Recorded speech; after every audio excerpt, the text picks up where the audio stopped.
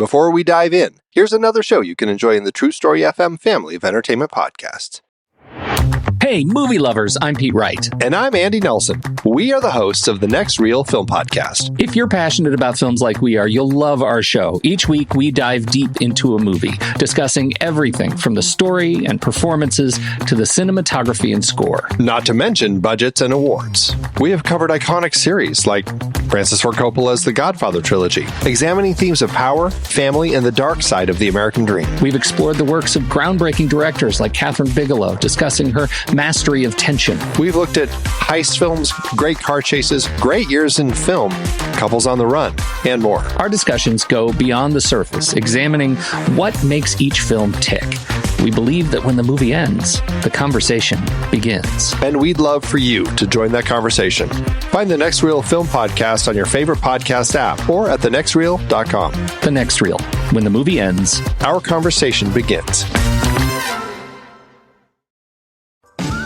Oh, there you are. I was hoping I'd cross paths with you today. I'd like to invite you to visit the Story Well.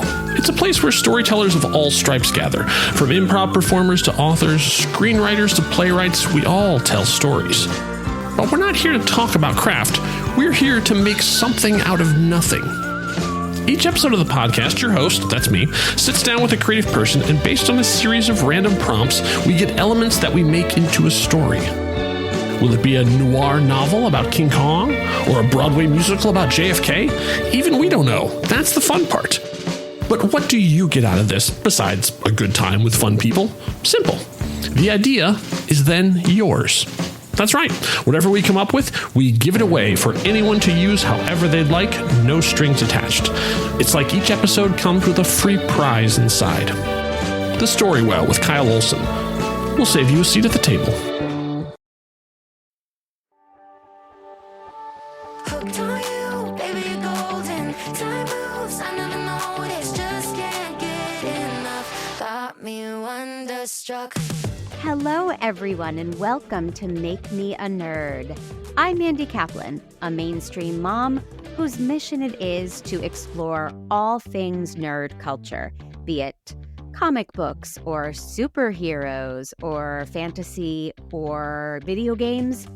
I'm trying it all for the first time at this late stage of life, and I'm loving so very much of it. I am, of course, not on this mission alone. Every week I've had different guests come and introduce me to things that I've always just held at arm's length. But not anymore. I'm opening my arms and embracing it all.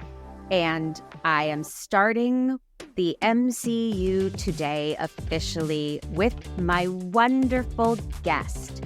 He is a podcaster. He is a father. That seems to be important to him for some reason or another. And he is the host of Jage's Pages, a book review channel on YouTube that he's going to explain much better than I could. He's an old friend with whom I haven't connected in way too long. Everyone, it's Justin Jaeger. Hello. True Story Zone. Yes, happy to be here. Happy to be here and talking about all those wonderful things that you mentioned in the introduction, for sure. Well, first of all, tell everyone how you met me. You know, I don't know what part of the story you want me to reveal, but it was many, many years ago where we worked together on a fun little short film where I was working as a producer, script supervisor, casting to some degree, and you were the lead. And it was wonderful. And it was really fun, even though I'm not always the most fun on these types of adventures. But it was a great way for us to connect. And it was a lot of years ago, so many years ago that I don't think I want to bring up a number. Let's not do that. Let's not do that. And who, pray tell, directed that movie, Adam and Evelyn? Our own Tommy Handsome, True Story's own Tommy Handsome. Tom W. Metz III. Yes. So that is how we know each other. He tends to be a connector for a lot of people that I've had on the show and through True Story. So have to give him props. We love him. But what's your least favorite thing about Tommy? No. His tendency to vomit when I mention the word deadline. Oh, good one. Good one. He'll love and that. By vomit, you mean vomit out his pants. Okay. So, Justin, you jumped in when I was looking for volunteers to bring on the nerdery. You jumped in. So I don't know you very well or the kinds of things you read or play or watch. What is your relationship with this culture? Well, so it's interesting that we talk about this. I'm so happy that this is the first step that you have into the Marvel Cinematic Universe, because I am definitely a geek about comic books. It was kind of my whole life. I started out in the 80s getting, one comic book here and there at a gas station when we stopped to pick up gas, and just kind of got excited about the culture of superheroes and comic book culture. But then that kind of exploded for me. And I really found some titles that I was very intimate with for a number of years, and collected comic books for a long time as well, where I got to the point where I was actually collecting specific titles, subscribing to comic books. I mean, that's a weird thing to even think of a comic book subscriber, but they would be mailed directly to my house. And like there was a page in the back that said to subscribe, fill this out and mail it in. And yeah, multiple titles. I didn't know subscriptions to. Exactly. Like, it's weird to think of comics as periodicals, but I was in part of that generation as well. And so it reminds me of A Christmas Story. Yeah, right. Get your Red Ryder. What is it? BB gun? Is that what it is? Red Ryder, yeah. Yeah, that's where the subscription was located to, in the comic book. So so I was at all things comic book in there, and then my collection kind of exploded to some degree. I had at one point 2 explosions, just for the record. There's lots of explosions. Yeah. 8,000 maybe or so comic books that I've, over the course of my adulthood, have moved to different locations. Ladies and gentlemen, he's looking off screen at something, I'm assuming part of his collection. Yes, because I have now transferred into the role of selling that collection. So why wouldn't you? Right now in the value of comic books as art, and also as specific things that you can sell for value. So yes. I am very deep on comic books, and I love this particular title as a way to talk about the specialness of the MCU, because of all that geekery that I had about the hard physical art that is comic books. When it came to the big screen, it was like a dream come true for me. And there have been hits and there have been misses, and this is one of my favorite hits. So I can't wait to talk to you about it. But Loki was never a movie, right? Loki was only a TV show. And the first Marvel movie, correct me if I'm wrong, was Iron Man. 2005. Okay. Yes. Okay. And so I put the word out on the True Story Discord channel, and I said, hey, who wants to do Marvel, right? And I said, because I've never seen a Marvel movie. Right. And then, wouldn't you know, like somebody says... You've seen zero Marvel movies. No. Well, turns out I lied, because somebody responded, oh, I want to do Into the Spider-Verse. And I was like, that is literally the only one I've seen. And I realized I also saw Black Widow when I hosted the Man Cave with Mandy. We did Black Widow when it came out. Very nice. Those are the 2 I've seen. It's okay.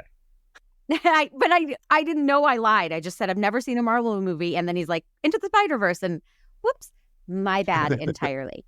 So, and then now that you have broken my cherry or popped my something, I don't know.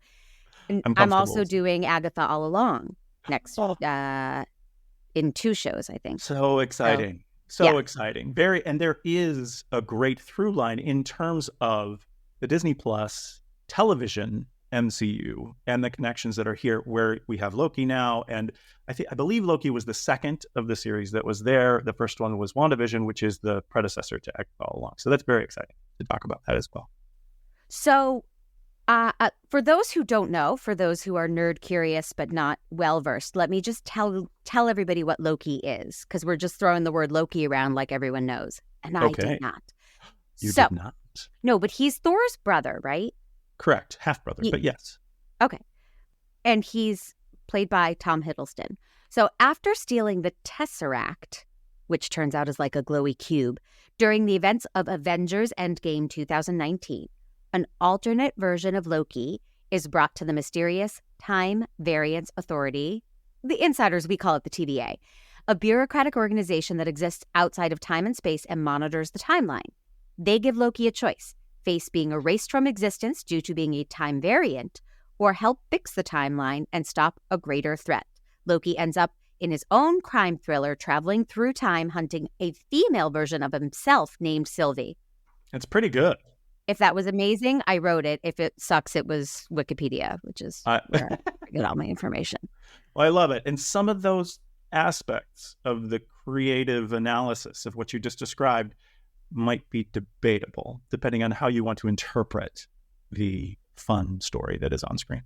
Okay, so it starts with all the Avengers, who I thought were dead, but they're all dead. I don't know why you thought that, but let's keep going. Really? I thought, wasn't that the big shocking thing in the MCU that they all died? Not exactly. Okay. They're all in this building, and they bring Hiddleston in, and he escapes from the Avengers. Right. But I was so confused, and I felt like, darn it, JJ. That's what cool insiders get to call Justin. I was like, what am I watching? I need a primer. I'm so lost. And then really miraculously, about a minute and 45 seconds later, I was totally caught up. They did such a nice job of welcoming in newbies and also giving, I'm assuming that opening was just a real thrill for fans. For all the fan service, yes. And one thing that I want to talk about your experience that you had with this. First of all, I wasn't aware that you had seen so few or any, going into this. I just wanted to kind of open up the potential of the universe for you here. But the concept of being outside of the MCU and then being brought in is kind of the metaphor of what I love about Loki here. Because what Loki is the main villain for the original Avengers movie, which was in phase 1 of the MCU, somewhere in the original 6 or 7 movies. And we could get specific about it, but it's not relevant to this conversation. What Loki does as a series is then touches on that with the fan service that you're talking about, but really takes the point of saying, here's a villain who was an NPC. He was a non-playing character in the first thing. He wasn't one of our heroes. And we are going to turn him around and give him main character energy. We are going to show the hero's journey through this person. And this is what I think is another thing that I'm super nerdy about, which is self-analysis in terms of all different kinds of things. Astrology, Myers-Briggs, all these things. What Loki does is opens up the MCU for the people outside to say, wait, who am I and how do I fit into this world? And just like you experienced in those first moments, they immediately take this person who was a relatively side character from the original stuff and make him the focus point. So this is now bringing it directly to you as a viewer. So full disclosure to the listeners, JJ and I were catching up a little bit before we pressed record, and we got into some personal stuff, and now he's talking about Myers-Briggs and self-analysis. I think he thinks he's on a self-help podcast where I'm going to let him explore his inner demons. And I mean, I hope that happens for you as we discuss this. But everything is therapy. I get it. Yeah, we're here. We're doing it. You would be paying me a lot more than you are for this appearance on the podcast. So, okay. So you are correct in everything you were saying about him becoming the main character. And the reason this works so quickly is that I'll be damned if he's not the most charming, funny, quick-witted, likable, layered guy.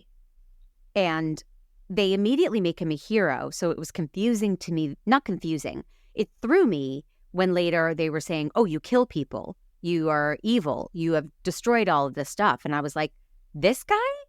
This charming, affable, funny guy? When you think about Tom Hiddleston, who I think is one of the most charismatic, fun actors in the entire MCU, maybe my favorite. I'm giving us a cushion to maybe allow for someone else to jump into that role. But there is viral stuff online that you can see where Tom actually tried out for the role of Thor first. Oh, really? And then was cast as Loki. So then you take, break the fourth wall here a little bit, and you think about the actor as a person trying out for the hero, becoming the villain. And then as we progress through this episode, we get this real sort of, again, self-analysis piece of who are you really? And who do I see you as? And how can you be the hero in your own story?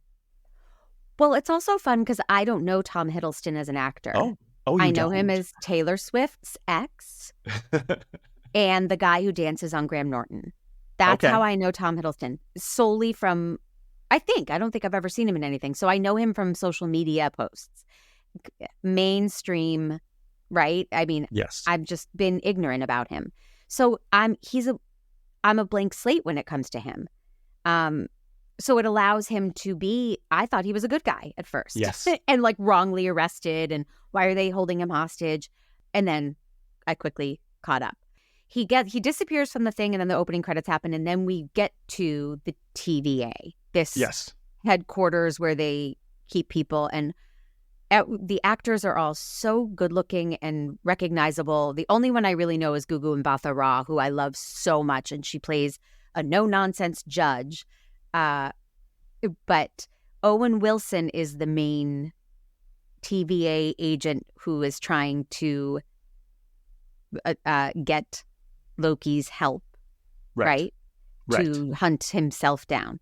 He has a wild idea that to really get to the heart of what is wrong in the universe, he wants to ascribe the help of what everyone believes is the cause of the wrong in the universe. And that is what he's going for. And that's why no one supports him in this idea. But Mobius, which is Owen Wilson's character, thinks that getting a little bit closer to the situation is going to help everything in turn. All I got when he sits down, he's like, I need your help, Loki.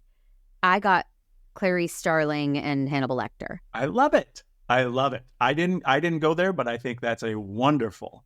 I win the podcast. Yes. I win. Yes. Because then it just made the story accessible for me. Then I was following everything. But the effects on this show are bananas. Hiddleston gets punched. Banana.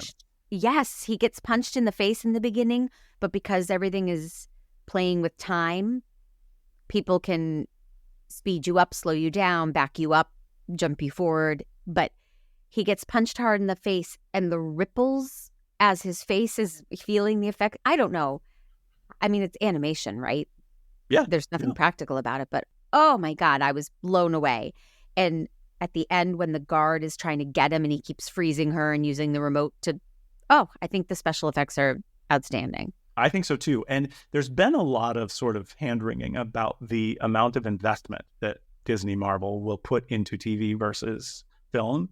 And I think this is early enough in the TV realm where you don't really see the difference so much. You see the still great investment that they're willing to put into these stories in Loki, for sure. Wait, what do you mean by hand-wringing about it? People are upset because the films are suffering, or the other way around, that they think that they spend too much money and they give too much service to the films, and they are spending less and investing less on the TV side of things. And here, since I'm talking about this being the second TV series, you still have a lot of that great investment into what they're doing creatively there. I will be interested in your take on Agatha All Along if you still feel that way, since that's the current series that's playing on Disney+. The special effects are not good on Agatha All Along. See? Yeah, exactly. Yeah. You've channeled the hand-wringing. And correct me if I'm wrong, word on the street, amongst all my geeky friends, is that Marvel has released a couple of stinkers into the theaters recently. Well, the most recent phase has been troubling for lots of people. And I will say that if you look at the quality of story, it has been much more variable since they've moved into the recent phase.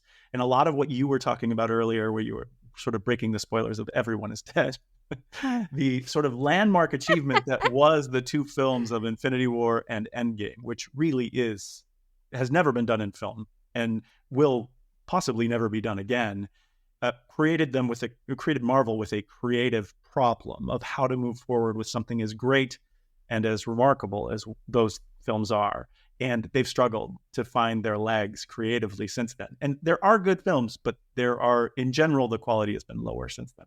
And I think we can all blame Dakota Johnson. There, I said it. Right? She's Madam Web and no one liked it. And she never really cared, to be honest. But I don't blame her. But, she didn't effectively make herself a nerd before joining the MCU. And I think the project suffered because. So maybe because I'm doing all of this work, maybe they'll consider me as the next superhero because I'm right. Then I've done the background.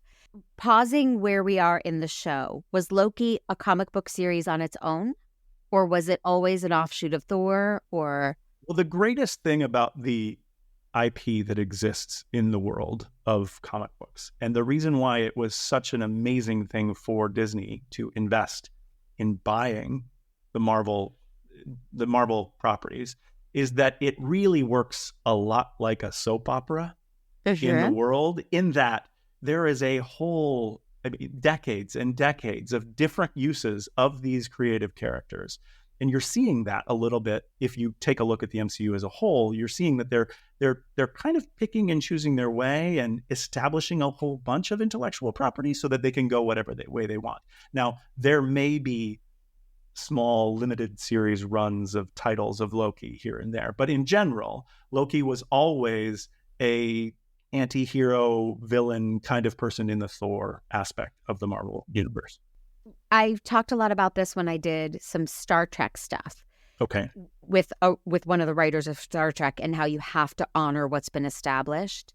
And is that the case with Loki? Like, could they, in this series, could they just say, oh, Loki also had a sister, and then they just make it up?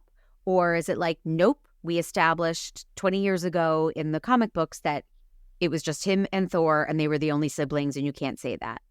That's a bad example, because obviously people discover and siblings. Because Loki has a sister, so Loki and Thor do, and it's one of the parts of one of the movies. But regardless, the point that I would say, he has webbed feet. You just make something up that no one knew about him, right? And the interesting thing about this is that the creative content is legion here. And really what they're bringing to this, I understand the idea of honoring what's been established. But the reality is here that really when Kevin Feige or any of these other people come to the Marvel intellectual property, it's more of a journalistic take of saying, what are we going to cover and how are we going to treat it? And you get that with the different characters and what they're doing here. We are going to make Loki these aspects of the comic as he existed before, and we're going to give it a lot of weight. But the questions that a lot of people have are not necessarily that you're changing the history, it's which history are you choosing? Oh, okay. Well, I like that. Okay, so I mentioned the Tesseract right off the bat, the glowy cube. Look, it looks like a Rubik's Cube, but it's blue and it glows. What the hell is a Tesseract?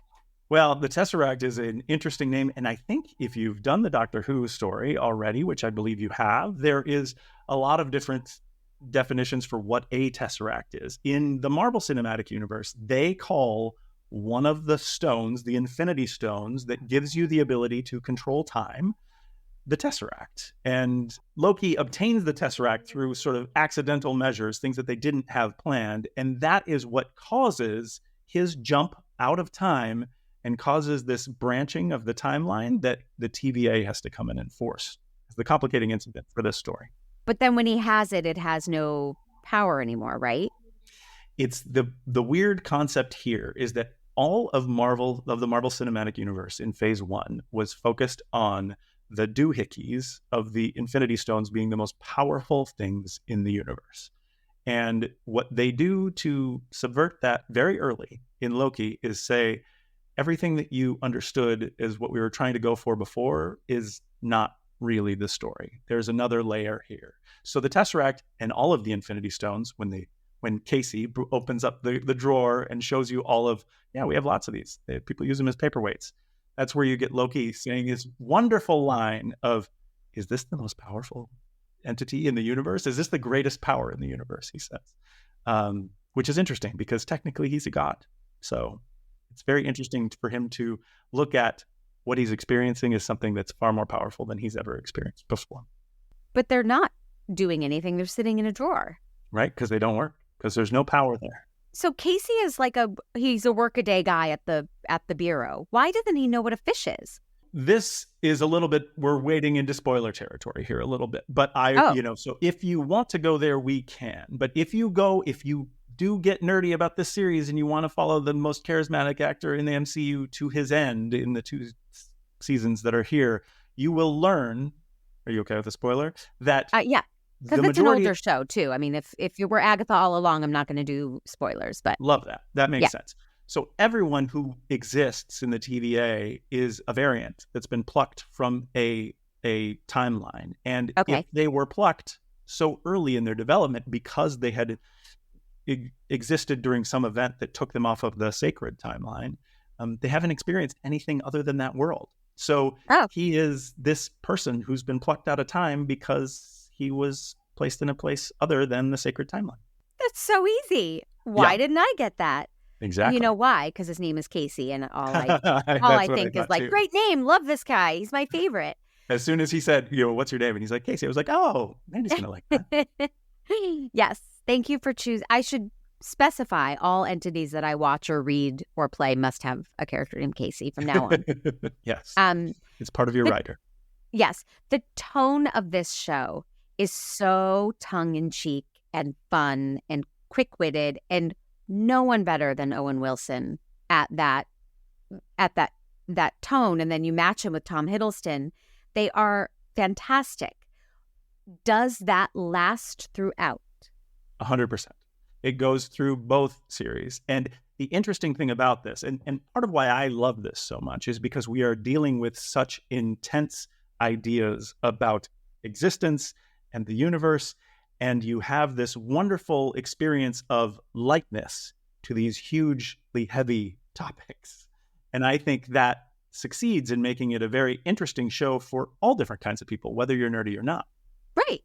I mean, there's a Men in Black feel, which I think is a great movie and fun. And there's a lot of sci-fi geeky stuff to it. But you're just, because the characters are so charming and fun, you're along for the ride. But by the way, I need to take umbrage with you calling Hiddleston the most charming MCU actor. Who are you charmed by? Never seen it, but Paul Rudd is pretty the man special. Of my dreams. And so I'm not going to watch Ant-Man. I'm not going to go that far in my dive here. Well, it's bugs. I don't need that. But totally fair. If we're just talking about the MCU as a whole, the beauty of having this huge amount of content for you to select from, and you got a little bit of this when you watched Black Widow, and you're definitely getting a little bit now that you're watching Agatha All Along, which they have strategically set up to end during, Halloween week. What they've done with this is they've created genres where you can pick and choose throughout. And I will say that Ant-Man is one of the most purely comedy vehicles of all of the titles. But is it a lot of ants and bugs? Yeah. That is accurate. And I know, again, we're talking about Tommy all about this, but we did Ant-Man for the film board, and he had to beg off because he tried and he had to leave the theater. So yes, there are a lot of ants, but everything that you just described in terms of Loki and the tone is very present in Ant-Man. And again, it is the most purely comedy of all of the titles in the MCU. Okay. Well, maybe I'll try it. Maybe someone will choose it for Make Me a Nerd. And what is your favorite in the MCU universe? What's your favorite movie? Who's your favorite character? What was your favorite comic book? So really the reason why I picked Loki is because in terms of execution and in terms of putting together the things that I love, Loki does it better than anything else. And it's a series, so I don't have to fall out of love with it, in any way there. There are many movies that go up to the top for me. I think in the recent history, in the phase that most people talk about that is falling off, I'm a big fan of Shang-Chi, which was one of the first ones in the new phase. I think it's a fantastic movie from top to bottom. Are they making another? Well, this is the thing that most people complain about in the MCU as it exists today, in that they have set up a number of different threads that they have left loose. And part of that has to do with what you are learning about in Loki, in that Loki was a vehicle to set up the next big villain. And because of things that happen IRL, they no longer can have that great villain because he has been fired from the MCU. So he finds an end in a different movie, but everything they've set up here is a problem. So when you ask a very simple question, like, are we going to have a Shang-Chi 2? It has been talked about, it has been rumored, it has been put out, but they are allowing the flexibility of this intellectual property to really lead them to where they're going next. And so, yes, it is possible and they are going that way, but it may be very different from what we expected when it was first out. Oh, okay. I remember when it came out, it was during the pandemic, but my boys like masked up and went to go see it and they loved it. So, yeah. So, and you asked about my favorite comic book. The interesting thing about that when talking about intellectual property is my favorite comic books were always the X-Men. And the X-Men, in terms of the Disney Marvel thing, the X-Men were owned by Fox for the longest time. And it took many, many years and many movies and a lot of infighting between the studios to figure out how to make that work. Eventually, Disney bought Fox. So now you have welcoming Deadpool and all of those X-Men characters into the MCU. But that is going to be a major thing when they do it en masse, because right now it's just little characters here and there. But that was the one that I subscribed to the most when I was a kid. So X-Men is now part of the MCU, but it wasn't always? Correct. It was. And Batman is not. Batman and is Superman are DC, right? Yes, exactly. So that is a completely different universe for comic book ideas. And Batman, Superman, Wonder Woman, The Flash, the whole Justice League, and the DC extended universe, DCEU, is an entirely different conversation to have about films that, a lot of people could argue where the fandom lies. Okay. Until Disney buys them too, which, right? Let's be honest. Warner They're Brothers. coming for all of us. I don't know. That's a big rivalry you got there. Oh, okay. Battle of Burbank. Back to the show. Thank you. JJ, I keep getting distracted by my general Marvel curiosity, but this show has enough to talk about. I wrote, are we supposed to fear and hate Loki or love him? Or is it like a love to hate anti-hero? He's all of that. And he's very empathetic at the end. You really get a sense of his inner demons and his pain. But apparently he's killed a lot of people. I don't like that. Yeah. Well, and the reason why we mentioned that he was the major villain of the first Avengers movie is because they set you up in a way to see all of this negativity. And then there are other things that happen in the MCU that you actually see in review, working with Owen Wilson's character, that show some way that audiences started to like Tom Hiddleston and Loki as a character. And so you get that contrast, that anti-hero piece. So you don't really know where he stands. And then when you join his series, when he becomes the main character here, this first episode, I mean, you and I talked about, how many should we watch? And I think the key thing to gain interest in Loki is to go into this first episode and see how you feel. See how that makes you gain affinity for the character. If that's where you want to go, this is a great series for you. And his whole speech that he has when talking about, I'm actually getting emotional just talking about it. I can see it. I feel your connection to this stuff. When he talks about saying, I don't want to hurt people. Mm-hmm. I do it because I have to. It is and I'm going to mess up the speech here, but he says it is a construct of the weak to express control over others. And he's like, I am the villain. And Owen Wilson says, as a salvation, I don't see it that way.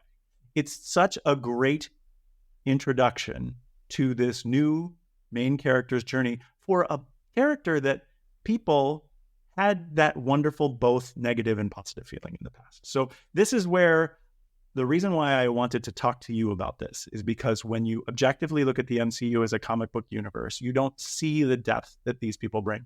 Talk about your Quantum Leap episode, right? We just listened to this about the emotion and the care that is brought to that show, the heart. Yeah, exactly. This is here too. And the point that I would like to make about the MCU is there is something for everyone within it. It's got so much content that finding the character you like and following them will get you emotional, just like this. It's so interesting how from the start of our conversation, and even when you said, how about Loki, this really does mean so much to you. And, you care so deeply, and the way you introduce it to people is so thoughtful, and I'm an analogizer and I apologize, but like, I love my cat so much. And when people are like, oh, you have cats? I have to say, well, that one can get a little persnickety, careful, but he's really loving, it's like that you're protective and you want everybody to love it like you love it. So you have to put your stamp or spin on it. 100%. Yes. And that's definitely how I feel about Loki. But I also realize, just like probably the persnickety cat, that it might not be for everyone. Yes. my cat's going to remain nameless, but those people who have come to my house and gone, he hissed. Oh, okay. They know who I'm talking about. He's the villain. I was shocked at how adult this is. When did the MCU become willing to explore such adult themes, use adult language? Loki's not for 6-year-old kids. I mean, they could watch it, but that's a great point. And Agatha All Along, too. Agatha All Along is scary as shit. I don't mind. Yes. I like scary stuff, but it's not for kids. Yes. And when did that happen? It's a really great question. And when you talk about when, I don't know if I have a good answer to when, but it is definitely the evolution of the line of what the Marvel Cinematic Universe is.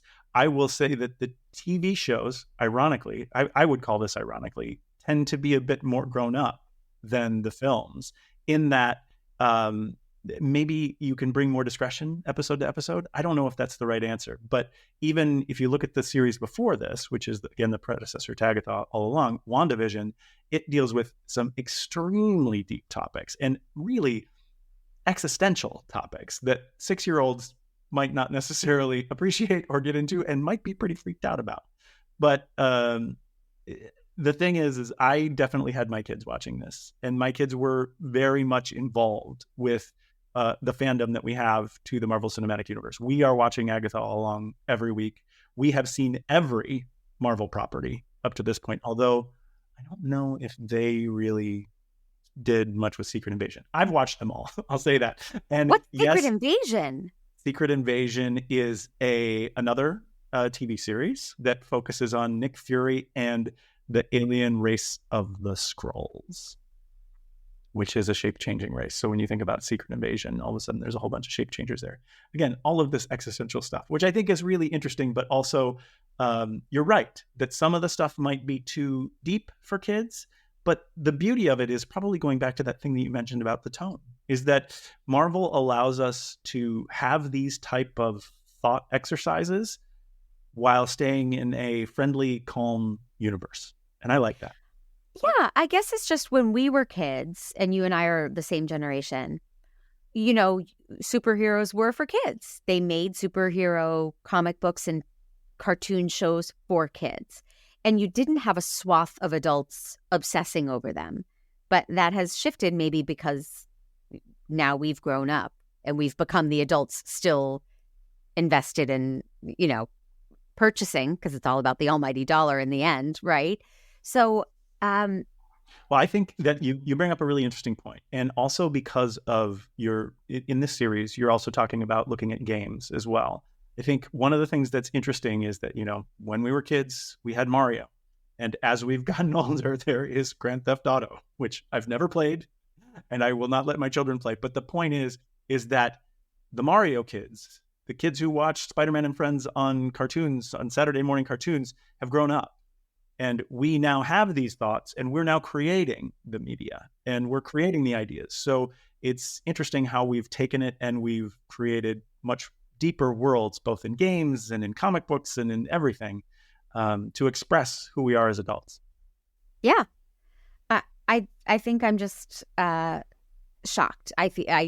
As I was watching Agatha All Along, I was surprised at how adult it was, and this too. But obviously this maintains its snappy tone right into episode 2, which I watched a lot of. You did. That makes me so happy. I purposefully limited it to see if you would have joy enough to move on, and I'm very happy to hear that. You tested me and I passed the test. Very nice. Yes. Yeah. I would never call it a test. I would just call it a joyful adventure that we're on together. Are you going to burst into song? Generally, yes. It's entirely possible with the two of us. But I was curious because I did enjoy this first episode. I wrote at one point, I'm understanding literally nothing they're talking about, but I'm utterly entertained. So that if you're entertained, who cares that I didn't quite understand the space-time continuum or the TVA or whatever. But episode 2 starts off in Oklahoma, I believe, or Kansas. Oklahoma, yes. Okay, and it's the 80s, and it gets real exciting real fast, and with all the time travel, it's just very different to me. Everything just is all of a sudden you're back in the Middle Age, or the Stone Age, and then you're back to modern day, and then you're in the 80s in Oklahoma, and so it really is much more action focused than the pilot. I thought the pilot was very talky, which I needed to get me up to speed. So right, to get there, yes. Yeah. So yeah, Loki is something I would continue watching and enjoying. And wasn't this a big return for Owen Wilson?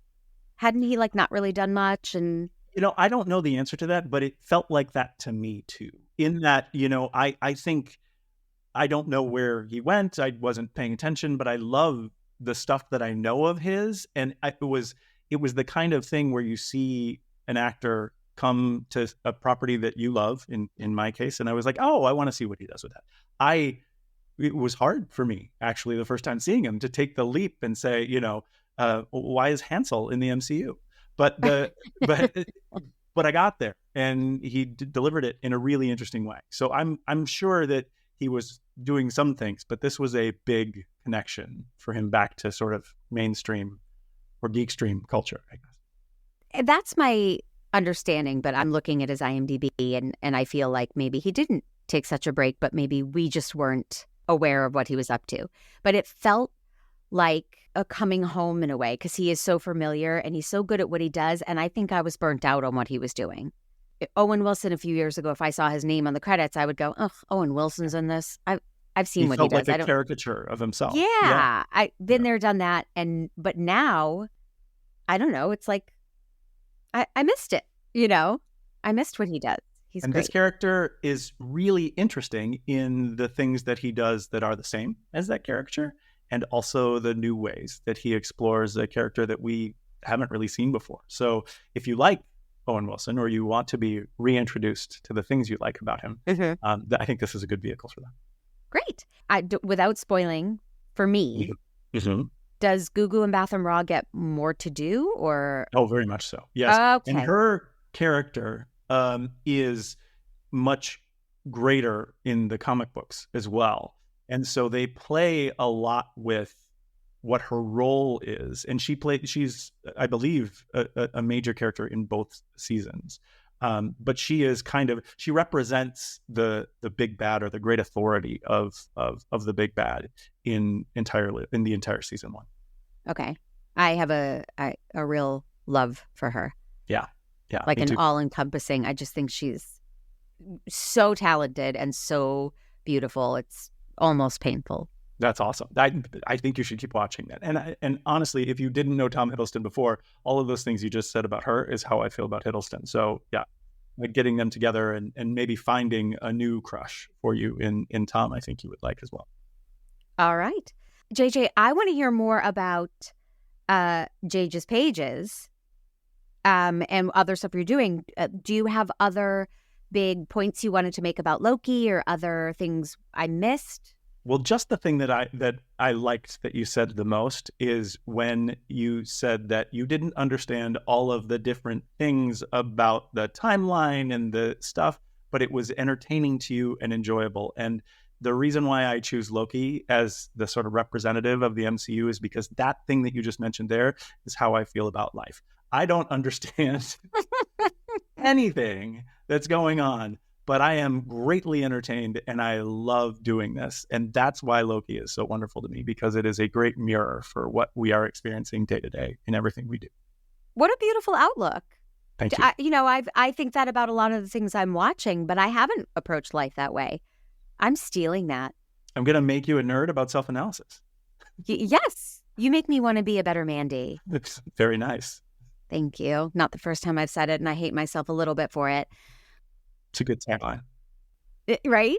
All right. Before we dive into what you're up to, I want to tell everybody that Make Me a Nerd is a production of True Story FM, engineering by the peerless Pete Wright, and my theme song is Wonderstruck by Jane and the Boy. If you want to reach out on social media, that is at Mandy_Kaplan_Clavens. And if you are listening to this on Apple, please please leave a 5-star review, and you can talk to me there as well, make suggestions, add your voice to this conversation.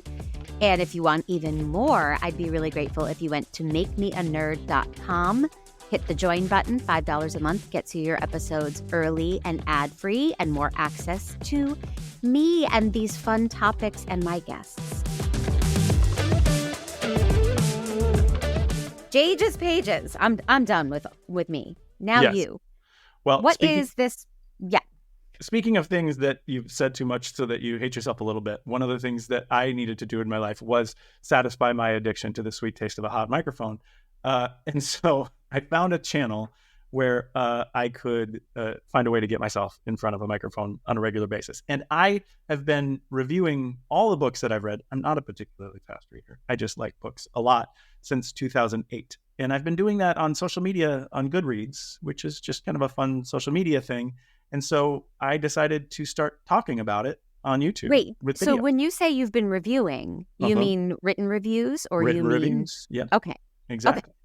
And Goodreads exists as kind of like a wonderful social media circle for all your friends who like to read. Right. So, you know, the aforementioned Tommy Handsome and I like to share books there on Goodreads. And that's kind of how I build in the book talk world, they call it the TBR list, right? The to be read list. Yes. Is by looking at all the things that all my connections or all my friends are reading.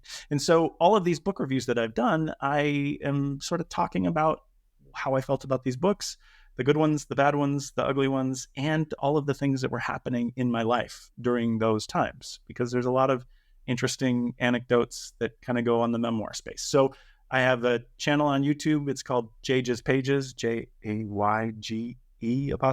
I guess, you know, and that's how you would say it if you were saying it. And it's at youtube.com /at JJAEGER44. And all of my reviews are up there. I do shorts, I do longs, I do TikTok and Instagram and Facebook. And it started off as a way to just kind of connect with people about art and things that I love. And now it's kind of a fun way to get out there and talk about additional pieces of interesting literature in the world.